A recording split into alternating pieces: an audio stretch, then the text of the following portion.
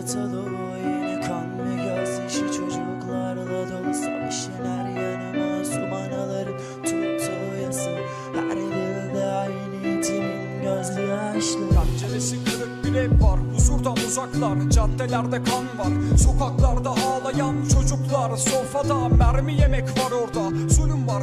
Anladın mı? Güneş doğmaz o dünyada. İnsanlık karanlığa büründü, bencillik sardı kanı. Tek sorunsa kimsesizlik. Orta Doğu Kan ağladı, bombalarla uyandı ve herkes güce sığındı mazlumun yanında. İnsanoğlu böyle işte, güvenmekte kararsızım. Şimdi hayat sorar bize, barış için ne lazım? Ölen hangi taraf diye sormadığınız gün olursa barış gelir. İnsanoğlu, inandın mı?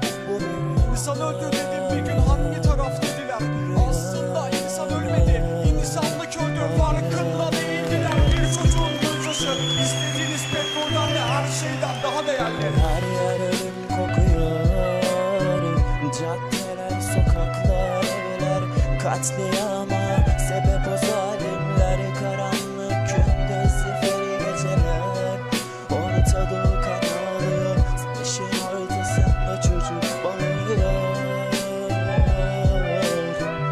Uyan insanlık ölmesin, uyan.